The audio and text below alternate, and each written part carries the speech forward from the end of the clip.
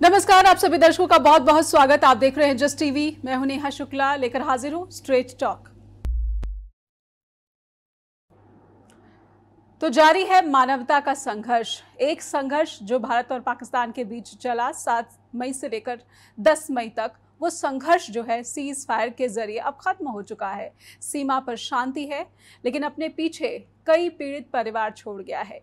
ये पीड़ित परिवार उम्मीद लगा रहे हैं या फिर गुहार लगा रहे हैं कि क्या उनको न्याय मिलेगा, क्योंकि उन्होंने इस संघर्ष के दौरान अपनों को खो दिया है।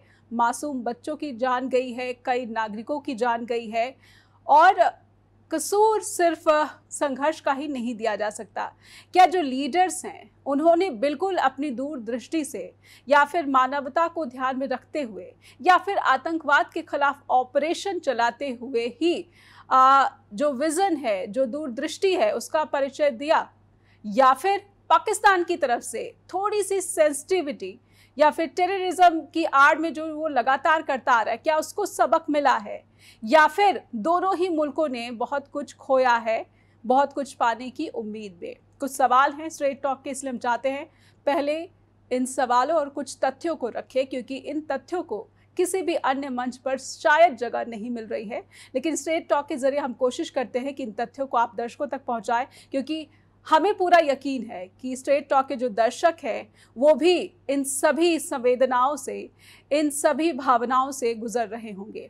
तो आपके सामने हम रखते हैं आज के ये कुछ फैक्ट्स कि भारत पाकिस्तान संघर्ष में निर्दोष जाने गई हैं। मानवता के पैमाने पर नेताओं की क्या इससे बड़ी चूक मानी जाए? युद्ध का विरोध करने वालों की खामोशी जो लगातार हमने देखी है, इसके क्या मायने निकाले जाने चाहिए? क्या अहिंसा की बात इसलिए करना जरूरी है क्योंकि ये बापू महात्मा गांधी का देश भारत है। क्या अहिंसा से आतंकवाद का सफाया नामुमकिन हो चला है?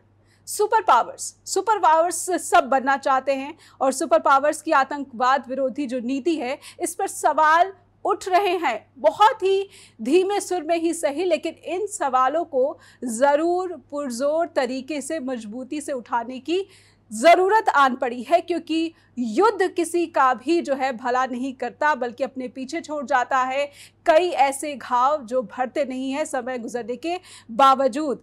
भारतीय सीमा पर बसे रिहायशी इलाकों में कई मौतें हुई हैं, और क्या उन मौतों में जिनके परिवार पीड़ित हैं उनके बाद से, क्या उन पीड़ित परिवारों को इंसाफ मिलेगा? ये हमारा सवाल है। और हमारे साथ आज जुड़ चुके हैं बहुत ही खास आज के पैनलिस्ट, हमारे मेहमान हैं आज के हरविंदर सिंह जी, जो कि ह्यूमन राइट्स एक्टिविस्ट तो हैं ही, एक थिंकर है, राइटर है, और फॉर्मर इंडियन ऑफिशियल भी रह चुके हैं, रिटायर्ड इंडियन ऑफिशियल। इनफैक्ट मैं उनको ऐसे इंट्रोड्यूस करवाना चाहती हूँ, लेकिन अब मानवता पर ये पुरजोर तरीके से काम कर रहे हैं थिंकर के रूप में। हरविंदर जी, बहुत बहुत स्वागत करती हूँ मैं स्ट्रेट टॉक के मंच पर आपका। बहुत शुक्रिया नेहा जी, बहुत बहुत मेहरबानी आपकी। सर, जब हमने देखा कि भारत और पाकिस्तान दोनों संघर्ष में जूझ गए हैं, आतंकवादी सरगनाओं का जो है खात्मा करने के लिए भारत ने ऑपरेशन सिंदूर चलाया, लेकिन सीमा पर जब मौतें होने लगी तो दिल बहुत आहत होने लगा, मन बहुत जो है विचलित होने लगा कि क्या अब ये तस्वीरें जो हैं हमें कितना परेशान करेंगी, या फिर संघर्ष से भारत निकल भी पाएगा या नहीं।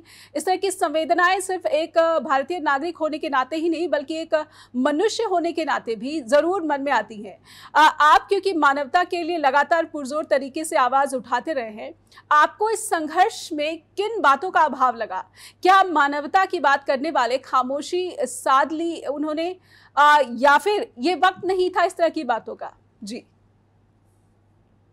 नेहा जी, आपने बहुत वाजिब सवाल उठाया है। मैं इस मामले में ये मानता हूँ कि जो पहलगाम में एक बहुत खौफनाक हादसा हुआ जिसमें 27 बेकसूर जानें चली गई, उसके लिए हर भारतीय का नहीं, हर जो ग्लोबल लेवल पे मानवीय संवेदना रखने वाले लोग हैं, सबका हृदय वो कांप उठा था देख के, सुन के।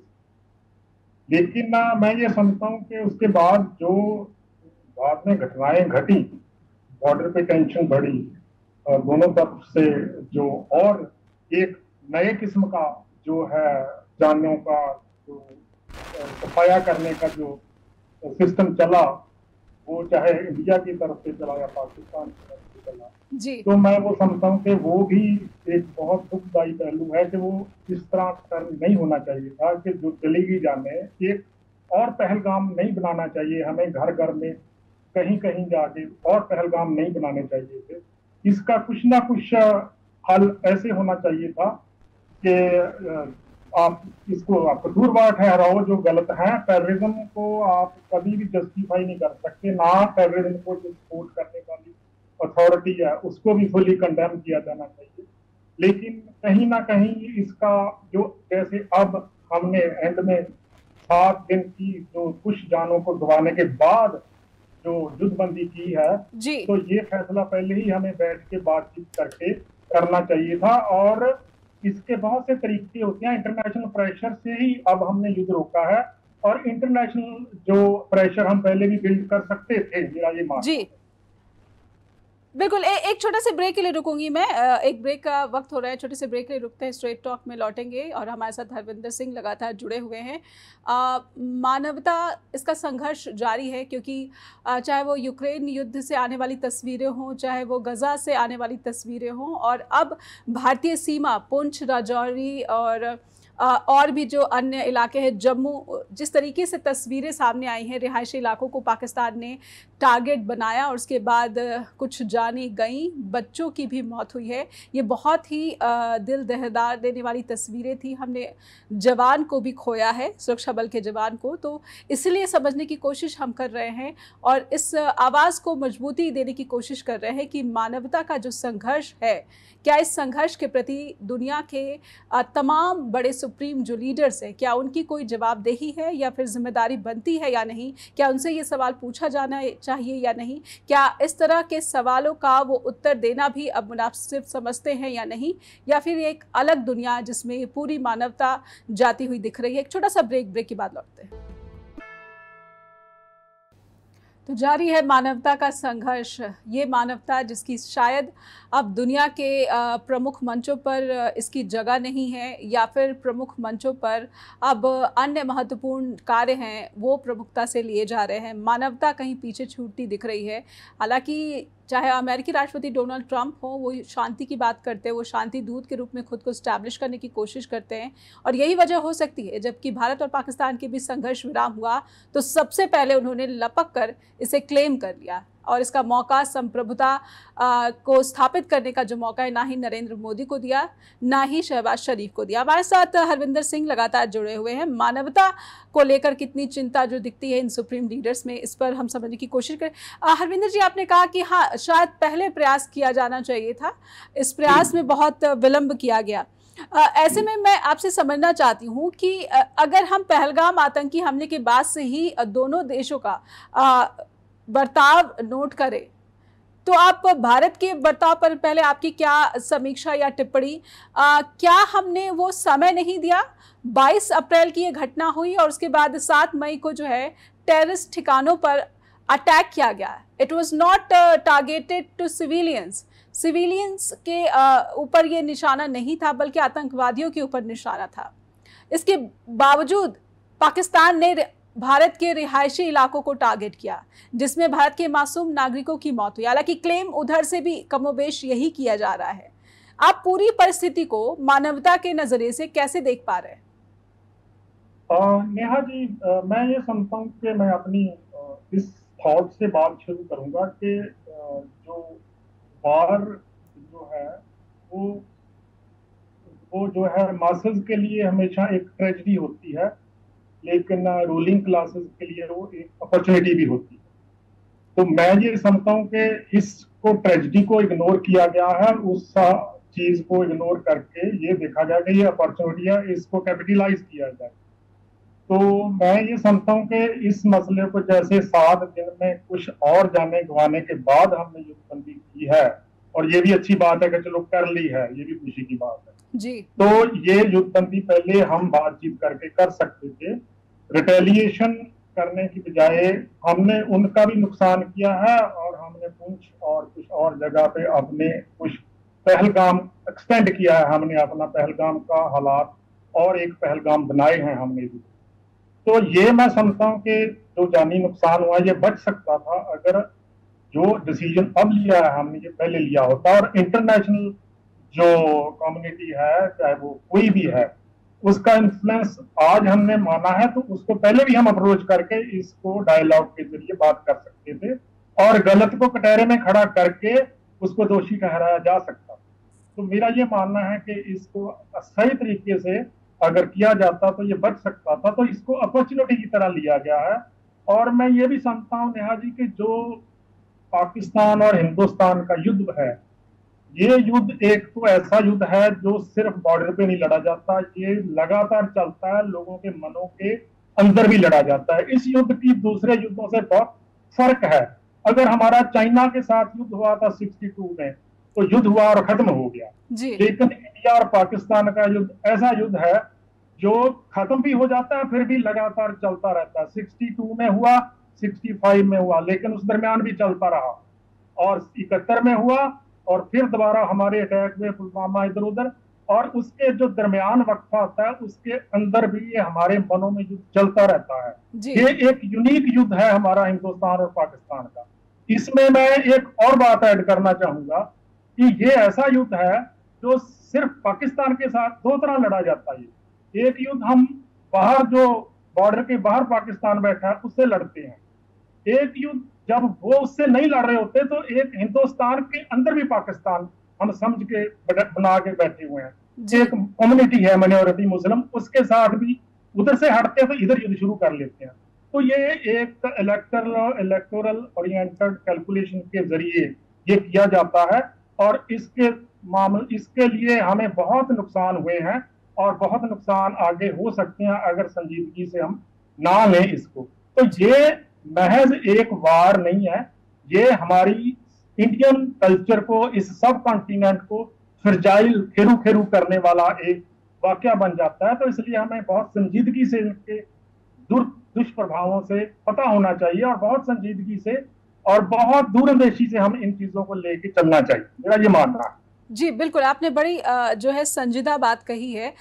लेकिन इस तरह के राष्ट्रवाद की जो भावनाएं होती, जब बात पाकिस्तान की आती है, दुश्मन देश की आती है, और ख़ास करके आतंकवाद के ख़िलाफ़ लड़ाई की आती है, या फिर आतंकवाद के ख़िलाफ़ युद्ध कह लीजिए, क्योंकि अमेरिका में जो इंडियन एम्बेसडर हैं विनय मोहन क्वात्रा, उन्होंने कहा कि भारत आतंकवाद के ख़िलाफ़ युद्ध में है।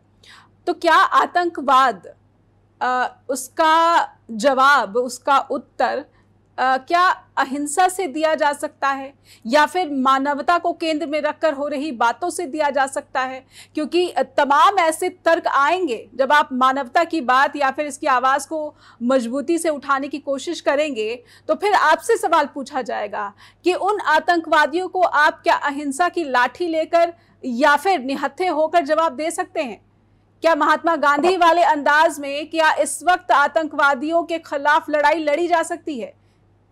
जी देखो नेहा जी, इसमें मेरा ये मानना है कि ये बिल्कुल सही बात है आपके, जब एक तरफ से आपके ऊपर आपके गल के ऊपर अंगूठा रखा और आप अहिंसा की बात नहीं कर सकते, जब आपके ऊपर कोई लाठी तलवार लेके आ रहा है तो तब हिंसावादी नहीं हो सकते जी। लेकिन ये भी है कि इसका जवाब ये भी नहीं हो सकता कि जो आपके ऊपर अहिंसा कोई और करे और आप मार किसी और को, तो ये भी कोई सही अप्रोच नहीं है। तो इसमें मैं, जो हमारे पंजाब की धरोहर है, इंडिया की धरोहर है, खास तौर से पंजाब में एक धरोहर रही है कि आपने जो है हमारी अहिंसा का जो पंजाबियत है, उसकी अहिंसा ऐसे ली जाती है कि आपने कमजोर होना अहिंसा नहीं है, आपने एम्पावर्ड होके, पावरफुल होके भी किसी के ऊपर, गलत के ऊपर वार नहीं करना। जिसको हमारे 6th गुरु जो हुए हैं हरगोबिंद जी, उन्होंने एक कॉन्सेप्ट दिया था मीरी का और पीरी का। मीरी पीरी मीन के जो आपकी थॉट है, आपका रिलीजन है, आपका जो ह्यूमनिज्म है, उसको बचाने के लिए आपने तलवार उठानी है, वो अहिंसा है हमारे कॉन्सेप्ट में। और वो अहिंसा का मतलब ये है, देखो उसमें जो एक तरफ एग्जाम्पल है कि गुरु नानक देव जी ने जो जो जो जो पहले हमारी सोसाइटी में डिग्रेडेशन हो रही थी, दिखावा था, कर्मकांड था, उसको कंडेम करने के लिए जनेऊ को कंडेम किया अपनी वाणी में। लेकिन जब मुस्लिम मुगलों ने कश्मीर में जाके उन्होंने जोर जबरदस्ती हिंदू जो वहां के कश्मीरी पंडित थे उनको फोर्सिबली उनका धर्म बदलने के लिए उनको कंपेल किया। तो वहां उन्होंने फिर तलवार भी उठाई, उन्होंने बलिदान भी दिए, उन्होंने जो है बहुत कुर्बानियां दी। और इसमें पंजाब का बहुत लंबा मानवता की रक्षा के लिए बहुत लंबा इतिहास है जो हमारा सारे भारत के इतिहास का शानदार एक पहलू बनता है, वो हमारे भारत का गौरव है।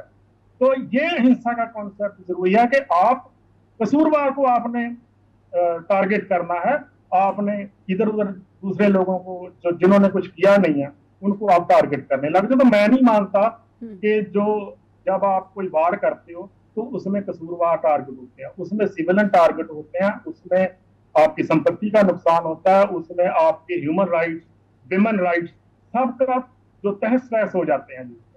जी क्या भारत का जो उत्तर था इस पर इसीलिए सवाल उठ रहे हैं क्योंकि उसने बातचीत के तरीके को जो है इग्नोर किया, या बातचीत की स्थिति आ रही थी और भारत बातचीत कर सकता था, या फिर आपको लगता है कि ये जो ऑपरेशन था ये समय की ज़रूरत थी और पाकिस्तान के साथ अब किसी तरह की बातचीत जो है, जैसा कि भारत की सरकार दावा करती है, ये संभव ही नहीं है क्योंकि पाकिस्तान ना सिर्फ अपनी गलतियों को छिपाता है बल्कि आतंकवादियों की लड़ाई को अपनी लड़ाई मानकर उसने भारत के रिहायशी इलाकों पर निशाना बनाया, हमले किए, बल्कि बहुत ही आक्रामकता के साथ ये हमले हुए। हरविंदर जी एक छोटा सा ब्रेक लूंगी मैं और ब्रेक के बाद जब लौटेंगे तो समझने की कोशिश करेंगे कि आखिर ये भी देखा जाता है कि जहां पर भी दुनिया भर में जहां पर भी संघर्ष होता है वहां पर अब एक ऐसे ज़माने में, समय में हम प्रवेश कर चुके हैं जहां पर शांति की बात करने वाले की जो आवाज़ है वो अब कम होती जा रही है, दबती जा रही है और उसके जो स्वर हैं वो नीचे जो है गिरते जा रहे हैं। एक छोटा सा ब्रेक के बाद लौटेंगे।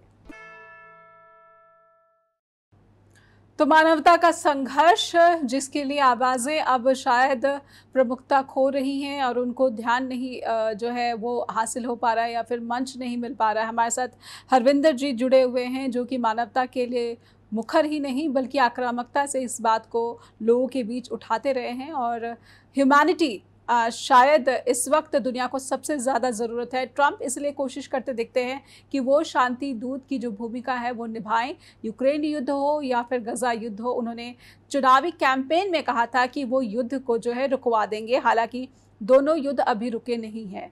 तो कहीं ना कहीं भारत के प्रधानमंत्री नरेंद्र मोदी भी ये कहते रहे हैं कि ये युद्ध का समय नहीं है, कोई भी बातचीत के ज़रिए समस्या सुलझाई जा सकती है। हरविंदर जी, क्या बातचीत पाकिस्तान से वाकई हो सकती है जो न सिर्फ अपनी आतंकी गतिविधियों में संलिप्तता से इनकार करता है बल्कि आतंकवादियों को लड़ाई को अपनी लड़ाई मानकर भारत के रिहायशी इलाकों को टारगेट करता है, स्कूलों को टारगेट करता है, यहाँ तक कि धार्मिक स्थलों को भी उसने इस बार टारगेट किया? नेहा जी, मैं ये समझता हूँ कि युद्ध एक तरह का ऐसी जो चीज होती है जैसे पति पत्नी का जब युद्ध होता है तो उसमें बच्चे पिसते हैं सबसे ज्यादा, और दो देशों का जब युद्ध होता है तो उसमें आम जनता पिसती है जी। और मैं ये समझता हूँ कि जैसे पहले भी मैं बार बार ये कह रहा हूँ कि बातचीत का कभी भी मौका खत्म नहीं होता। बात एंड में कितना युद्ध लड़ लो आप, कितना कुछ कर लो, एंड में जो टेबल टॉक की करनी पड़ती है, एंड में कोई आपको इंटरवेंशन थर्ड पार्टी की करवानी पड़ती है, तो वो बातचीत तो करनी ही पड़ती है, तभी युद्ध का सेटलमेंट होता है।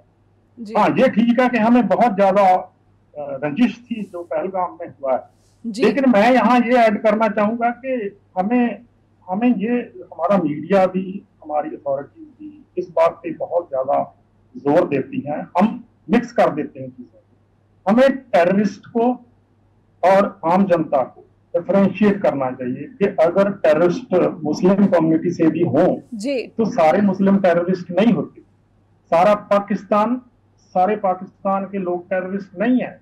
वहां आम अवाम हमारे से भी बदतर हालत में है, उनका जो है इकोनॉमिक लेवल, उनकी अदर इशू, एम्प्लॉयमेंट, बेरोजगारी, सब कुछ उनका मसला हमारे से भी बुरा है। तो वो तो युद्ध कभी भी नहीं चाहेंगे और ना हम अफोर्ड करते हैं। इवन के इंडिया और तो ये पाकिस्तान दोनों कंट्री तो बिल्कुल ही युद्ध अफोर्ड नहीं करते। इनका आप HDI इंडेक्स देखो, एक 200 के करीब 90 193 कंट्रीज का HDI ह्यूमन डेवलपमेंट इंडेक्स जिसको बोलते हैं जी 193 देशों में से पाकिस्तान सबसे नीचे वाले में है, 168 है।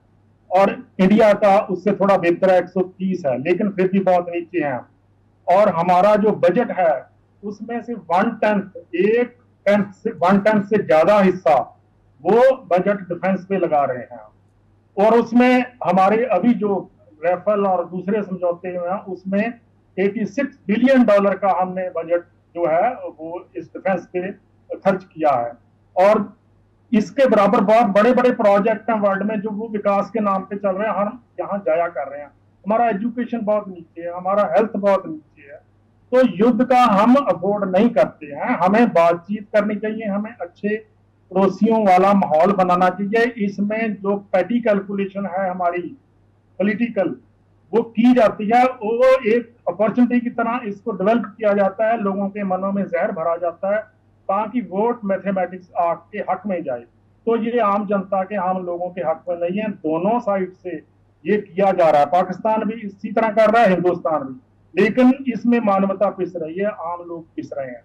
तो किसी ना किसी लेवल पे जाके हमें आज या कल का सोचने की बजाय दूर तक सोचने की जरूरत है कि हम कब, जो हमारी ये धरती है धरोहर, इसमें पंजाब की धरती इंडिया का, इस सब कॉन्टिनेंट का ऐसा हिस्सा रही है जहां गुरुओं, पीरों फकीरों और सूफियों ने एक मानवता का संदेश दिया है, इकट्ठे रहने का उन्होंने एक मानववादी संदेश दिया था। और हम सदियों से इकट्ठे रहते आए हैं जी। पाकिस्तान भी कल बना है, वो भी यहाँ रहते रहे हैं, लोग यहीं से गए हैं। तो हमें एक अच्छे पड़ोसी की तरह रहना सीखना होगा, नहीं तो हम अपना रिसोर्स जो है जाया करते जाएंगे, हमारे लोग मरते जाएंगे। इसमें से कुछ लोगों को, चंद लोगों को फायदा हो सकता है, आम लोगों को नुकसान होगा। ये मेरा पक्का मानना है कि हमें एंड में जाके सूफियों, गुरुओं, पीरों की जो बताई हुई बातें हैं, ये सिर्फ पंजाब के लिए नहीं, हिंदुस्तान के लिए नहीं, ये समाधान सारे वर्ल्ड को भी यही मानना पड़ेगा। बिल्कुल। ये जो सारे युद्ध आज हो रहे हैं ये कैलकुलेटेड युद्ध हैं, ये इम्पोज्ड जो वार हैं, ये सब में कैलकुलेशन है, किसी की इकोनॉमिक है, किसी की पॉलिटिकल है। ठीक है। तो वर्ल्ड ऑर्डर तभी सेट हो सकता है जब हम इकट्ठा रहना सीखें। जी, लेकिन अपनी सरहदों की जो सुरक्षा है उसके लिए जो है आपको सोचना पड़ता है, और उसके लिए आपको जो अपनी सेना को जो है मजबूत बनाना पड़ता है, अपने नागरिकों के हितों के लिए अपनी सेना को मजबूत बनाना पड़ता है, क्योंकि ये पता नहीं कि इतनी अस्थिरता के बीच जो दुश्मन है वो किधर से जो है हमला कर सकता है या किस तरीके से आपको निशाना बना सकता है, आपके हितों को निशाना बना सकता है। आपने कहा मानवता की बात है, तो क्या दुनिया भर में इंक्लूडिंग इंडिया एंड पाकिस्तान और चाइना भी मानवता राष्ट्रवाद के आगे घुटने टेकते हुए दिख रही है? राष्ट्रवाद हावी है और मानवता घुटने टेक रही है। शायद ऐसा नहीं है। मानवता, मैं समझता हूँ कभी भी हारती नहीं है, वो विक्टिम हो सकती है।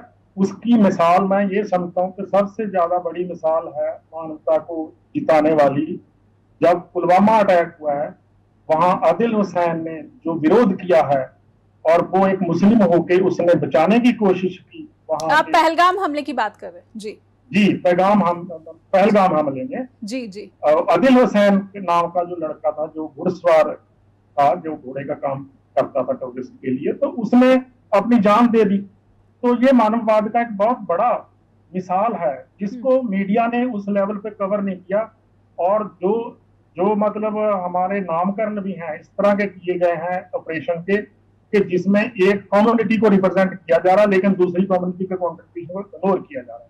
वहां जो पहलगाम में आम लोगों ने, जहां की मेजोरिटी मुस्लिम है, वो आम लोगों ने जलसे जुलूस निकाले हैं, उसके खिलाफ शोक सभाएं की हैं, उसको वो मानवतावादी होने का एक सबूत है, उसको हाईलाइट नहीं किया जाता। मैं समझता हूं कि टेररिस्टों के अटैक को हाईलाइट करना तो और दूसरे को इग्नोर करना, ये भी एक टेररिज्म है, ये भी एक एंटी ह्यूमन एक्टिविटी है। हमें ह्यूमनिज्म को ज्यादा कवरेज देनी चाहिए। यहाँ मैं मीडिया को भी हाथ जोड़ के बेनती करना चाहता हूँ कि वो चाहे वो एक इंसिडेंट है बचाने वाला, वो आदिल हुसैन, लेकिन उसको पूरा कवरेज देना चाहिए कि ये असल मुस्लिम ये है, असल मुस्लिम वो नहीं है जो टेररिज्म है। टेररिस्ट है जिन्होंने मारे हैं लोगों, जिसने बचाया है वो इस्लाम का असली वारिस है। तो जी। ये चीजें हमें एक कॉन्सेप्ट कैसे उभारते हैं, और यहाँ ये है कि ये अपॉर्चुनिटी के तौर से यूज किया गया है। मैं ये समझता हूँ कि अथॉरिटीज को ये लग रहा था ये ना हो कि प्रेशर पड़ जाए हमारे ऊपर, जैसे अब बाहर से प्रेशर पड़ा है। ये 2-4 दिन है, फटाफट हम अपॉर्चुनिटी को ग्रैब करके हिंदू मुस्लिम वाली बात बना के कैलकुलेशन फिट कर ले अपनी पॉलिटिकल, जी। तो वो उसमें उस हद तक कामयाब भी हो गए। लेकिन मैं यहाँ पर क्रेडिट देना चाहूँगी इंडियन आर्मी को, जिसने ऑपरेशन सिंदूर चलाया, जिस पर आपके नाम पर आपत्ति है, लेकिन कर्नल कुरैशी हो या फिर विंग कमांडर व्योमिका सिंह हो, उन्होंने भारतीय समाज को रिप्रेजेंट किया है कि हिंदू मुस्लिम एकता पर सवाल नहीं उठाया जा सकता। बेशक जो आतंकवादी हैं उनके इरादे थे कि भारत में विभाजन हो जाए धर्म के आधार पर। जी, ये ठीक है आपकी बात। जो चीजें अच्छी हैं वो अप्रिशिएट करनी बनती हैं, लेकिन मैं ये मानता हूँ कि वो जो वहाँ जिसने ह्यूमनिज्म का एक बहुत अपनी जान देके एक्ट किया है, शायद उसके घर वाले को वो खाने के लिए आके ब्रेड अर्नर था, कोई है भी है कि नहीं है, उसकी सहाय किसी ने पूछी है कि नहीं, उसको भी कुछ ना कुछ कंपनसेशन दिया है कि नहीं, वो इंडियन सिविलियन है हमारा, उसको भी ध्यान दिया है कि नहीं, ये चीजें क्वेश्चन मार्क लगाती हैं हमारी जो सोच के ऊपर कि हमें we are all human, we are all Indian, we हमें हर अपने देश की इज्जत का भी दूसरे का भी इज्जत करनी सीखनी चाहिए। ये बात बिल्कुल सही कही आपने कि हम बिल्कुल निहत्थे होकर भी नहीं बैठ सकते, हमें सरहदों की रक्षा भी करनी है, लेकिन हमें उसी के ऊपर जोर नहीं देना चाहिए, इसके ऊपर हमें स्ट्रेस लेस करने की जोर देना चाहिए कि सरहदों में तनाव कम कैसे किया जाए डे बाई डे, ना कि बढ़ाया जाए। और मैं ये मानता हूं कि एक तरफ जो है हिंदुस्तान, दूसरी तरफ पाकिस्तान है, और साथ हमारे चाइना लगता है जी। अब चाइना ने जो है बहुत बड़ा, हमें ये एक लॉस हो रहा है कि हमारी इकोनॉमी, हमारी जो इकोनॉमिक पावर है वो अप जा रही थी, और दूसरी तरफ हम कॉन्फ्लिक्ट्स में उलझ गए हैं। लेकिन चाइना जो कॉरिडोर बना रहा है वो इंडो इंडो इंडिया ना सॉरी ये चाइना पाकिस्तान इकोनॉमिक कॉरिडोर, जी, उसमें उनको अपॉर्चुनिटी मिल रही है, हम लॉस में जा रहे हैं। हमारा बजट पाकिस्तान से 8 गुना ज्यादा है बजट डिफेंस के ऊपर। जी। तो ये कहीं ना कहीं हमें सोचने वाली बात है कि हम कितना जाया करते जाएंगे इन चीजों पे। हमें पाकिस्तान को किसी ना किसी तरीके से इंटरनेशनल प्रेशर बिल्ड करके उनको ये बताना चाहिए कि भाई हम इन चीजों से बैठ के बातचीत करें और उसको हमें एक तरह सेटल करें, और जो भी वायलेशन करता है उसको फिर कटहरे में खड़ा किया जाए। जी, तो रोज रोज की युद्धबंदी से कोई हल नहीं निकलने वाला। बिल्कुल। ऐसे में मैं ट्रंप की कोशिश को ज़रूर आपसे समझने की कोशिश करूंगी, जब वो कहते हैं कि दोनों देशों में किसी थर्ड कंट्री में बातचीत होनी चाहिए और कश्मीर मुद्दे का जो है समाधान निकाला जाना चाहिए। बात आतंकवाद की लड़ाई की हो रही थी, क्योंकि आतंकवाद जब सामने आता है तो इसका सबसे बड़ा शिकार जो है मानवता ही बनती हुई नज़र आ रही है। सदियों से, दशकों से जो है आतंकवाद का शिकार मानवता हो रही है। लेकिन ट्रंप का जब ये बयान आता है कि भारत और पाकिस्तान में कश्मीर को लेकर भी किसी तीसरे देश में बातचीत होनी चाहिए, तो फिर जियो पॉलिटिक्स जो है वो पूरी तस्वीर के बीच में आ जाती है। एक ब्रेक के बाद लौटते हैं। फिर से स्वागत है आपका। आप देख रहे हैं स्ट्रेट टॉक, और स्ट्रेट टॉक में हम समझने की कोशिश कर रहे हैं कि चाहे वो युद्ध का समय हो, चाहे वो आर्थिक चुनौतियों का समय हो, मानवता इन सब के बीच क्या उलझती हुई और पीछे धकेलती हुई नज़र आ रही है। हमारे साथ हरविंदर सिंह, जो कि ह्यूमन राइट एक्टिविस्ट भी हैं, थिंकर भी हैं, राइटर भी हैं और फॉर्मर इंडियन ऑफिशियल भी रहे हैं। हरविंदर जी, बहुत सारी बातों से अब ये निकल कर आ रहा है कि अगर ये युद्ध का समय नहीं है तो क्या ये मानवता का भी समय नहीं है, क्योंकि दुनिया भर में जो प्रमुखता है वो अब आर्थिक चुनौतियों या फिर आर्थिक तौर पर जो सफलता है उस पर केंद्रित होती जा रही है, और यही वजह है कि मानवता पीछे होती जा रही है। और सबसे बड़ी बात जो इस वक्त इस दौर की में कमी खलती है, वो आप जैसे लोगों की आवाज़ की खलती है। जब भारत पाकिस्तान में संघर्ष चल रहा था तब भी शांति की बात करने वाले मुझे लगता है कि इक्का दुक्का ही जो प्रमुख हस्तियां हैं उनमें से किसी ने ये बात छेड़ी होगी। पूरी तरह से सन्नाटा, पूरी तरह से खामोशी, दोनों तरफों से शांति की बात करता हुआ कोई नहीं दिखा। जी जी, असल में ऐसा होता है नेहा जी के जो जैसे एक दूध होता है और दही होता है, तो दही, जो दूध को दही बनाना हो तो उनकी उनकी मिकदार थोड़ी ही होती है, लेकिन वो थोड़ा सा दही भी बहुत सारे दूध को दही बनाने की कैपेसिटी रखती जी। है। ऐसे मैं समझता हूँ कि जो मानवता की बात करने वाले बेशक थोड़े रहे हैं, जब युद्ध चल रहा था तब भी लोग कर रहे थे, हालांकि उनको इर्द गिर्द से, सराउंडिंग से बड़ा प्रेशर पड़ रहा था कि आप ये बातें कर रहे हो, वहां हमारे साथ ये हो गया, वो हो गया। वो बिल्कुल सही थे, उनका सेंटीमेंट ऐसे होना होता है।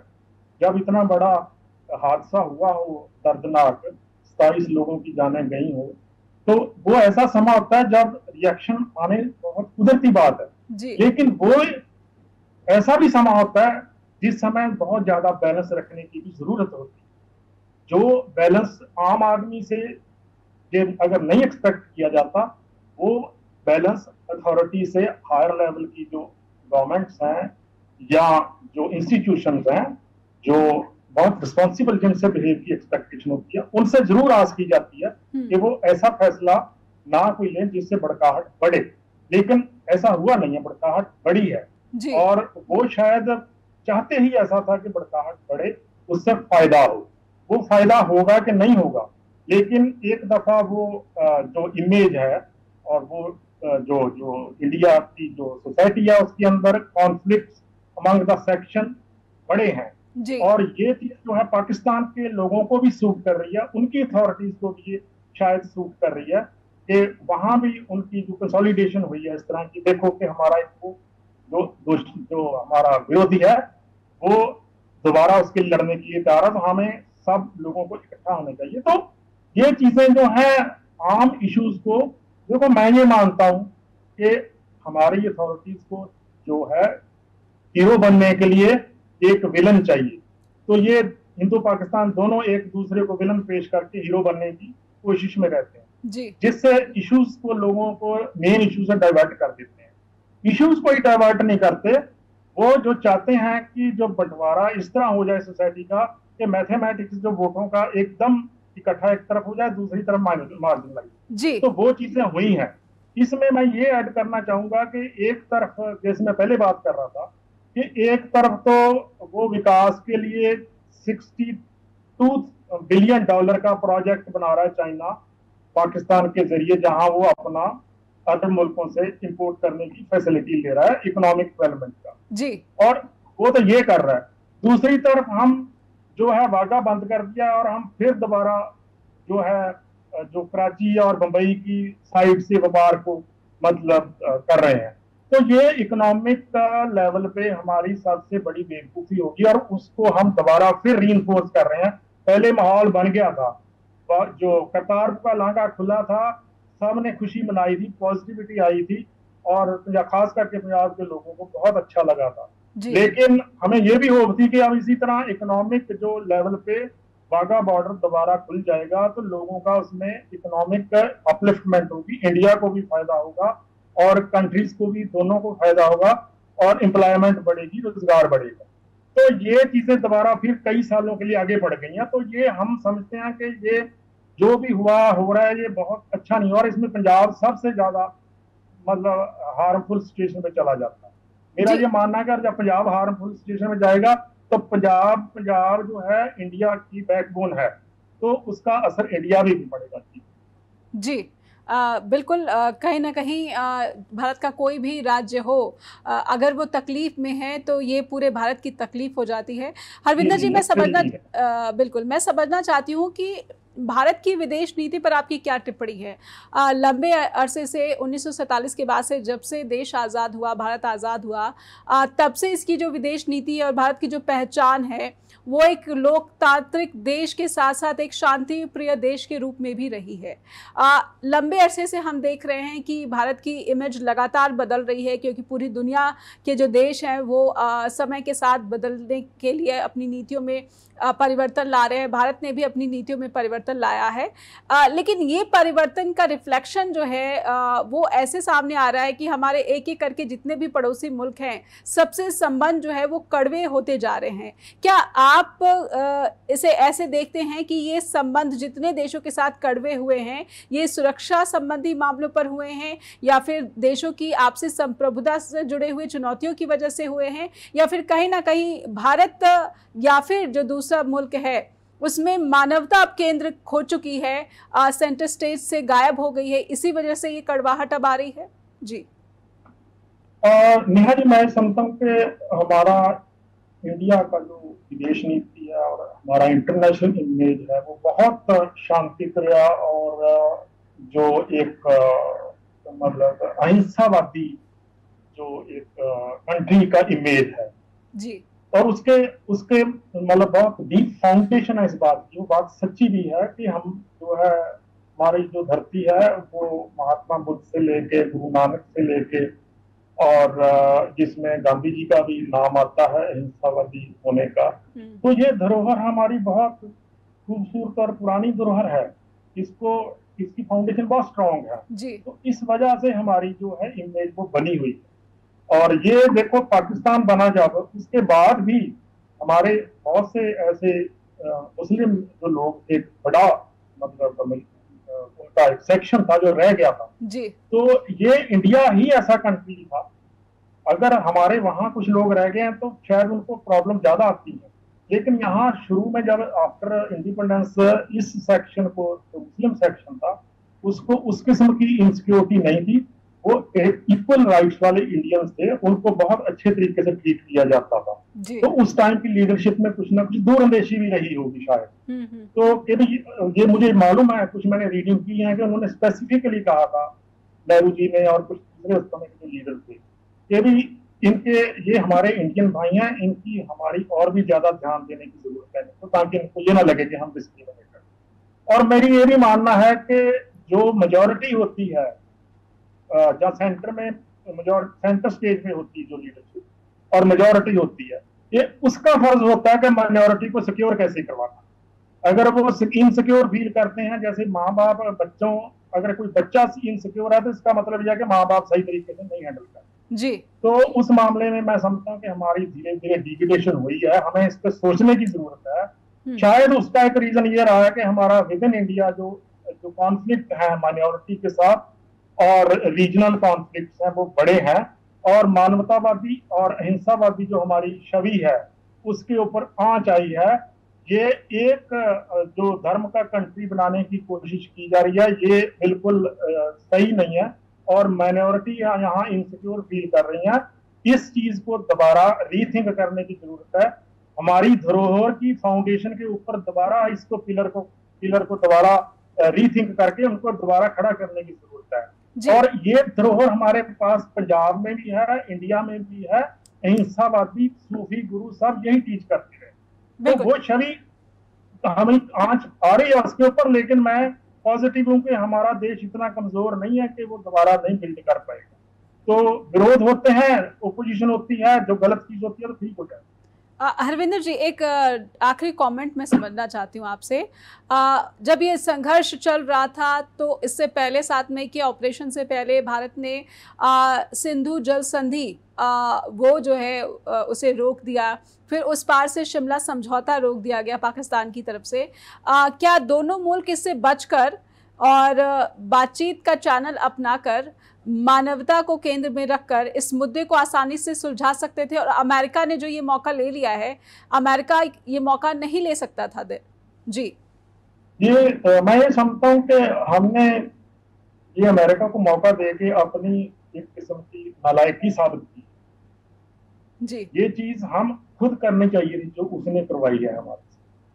तो जैसे एक टीचर 2 बच्चों को समझाता है उस तरह समझाने की जरूरत क्यों पड़ी है? इसका मतलब we are not mature enough to deal at our own. तो दूसरा ये बात जो कह रहे हो आप, जल संधि का ये करना, उसको मतलब दोबारा निगलेक्ट करना या तोड़ देना, वो मैं समझता हूँ कि जो इंटरनेशनल लॉ है हमें वो पहलगाम वाला इशू जो है बहुत बुरा हुआ है। इसमें मैं पर्सनली भी और as a part of society भी मुझे बहुत बुरा लगा। जी। अब तक की मेरे ऊपर असर है।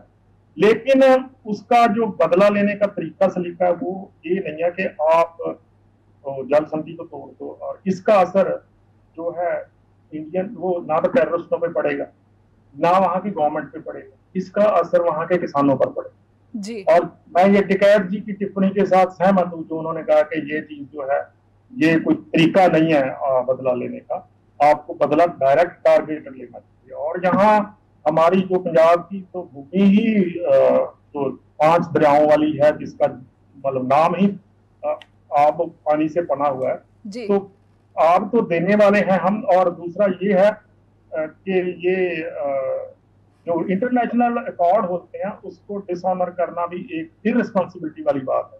तो ये बैठ के बातचीत करके ही ये भी चीजें हल होनी चाहिए। ये भी आपने जो करना है, जो एक्ट करना है, तो वो टारगेटेड एक्ट करो। ये नहीं है कि आप उसको ब्लैकमेलिंग शुरू कर दो या जल संधि तोड़ दिया आपने, कल और कर दो। इस तरह तो कल को हमारा इंटरनेशनल लेवल में बहुत समझौते हुए हमें कर देंगे टारगेट, कहीं ना कहीं वर्ल्ड लेवल पे कोई वर्ल्ड बैंक कर देगा, कोई और कर देगा, तो वो अच्छी बात नहीं लगती। बिल्कुल बिल्कुल। भारत का जो एक स्वरूप है, वो स्वरूप जो है मानवता शांति प्रिय मुल्क के रूप में सदियों से पुराने वक्त से रहा है, और इसी स्वरूप ने जो है भारत को दुनिया में एक अलग पहचान दिलाई, और जिसका सम्मान दुनिया का हर छोटा मुल्क और बड़ा मुल्क भी करता रहा है। उम्मीद है कि जो भी कुछ अप्रिय घटनाएं हो गई उसे सबक लेते हुए भारत इस स्वरूप को लगातार आगे भी बरकरार रखता रहेगा। बहुत बहुत धन्यवाद करना चाहूंगी हरविंदर जी, आपने वक्त दिया स्ट्रेट टॉक के मंच पर। मेहरबानी नेहा जी, बहुत शुक्रिया, और जस्ट टीवी वालों का भी सबका बहुत शुक्रिया, बहुत बहुत आभार आपका जी। तो दर्शकों से अनुरोध करना चाहती हूँ कि अगर मानवता को केंद्र में रखकर भारत के हितों से कोई समझौता होता हो तो इससे कतई जो है सही नहीं ठहराया जा सकता, लेकिन अगर मानवता को ही केंद्र में रखा जाए तो युद्ध से बचा जा सकता है और कई मासूम जाने जो है उसे बचाया जा सकता है, क्योंकि एक भी निर्दोष की जो मौत है वो किसी भी सरकार या किसी भी देश के ऊपर, किसी भी देश के दामन के ऊपर दाग की तरह होता है। आपके पास, अगर आपके पास इससे जुड़े कुछ विचार हैं या फिर आपको कोई आपत्ति है इस तरह के कथन से, तो आप हमें लिखकर भेजिए info@justbroadcasting.com या फिर neha@justbroadcasting.com पर भी आप अपने विचार हम तक पहुंचा सकते हैं, शेयर कर सकते हैं। जुड़े रहिए जस्ट टीवी के साथ। नमस्कार।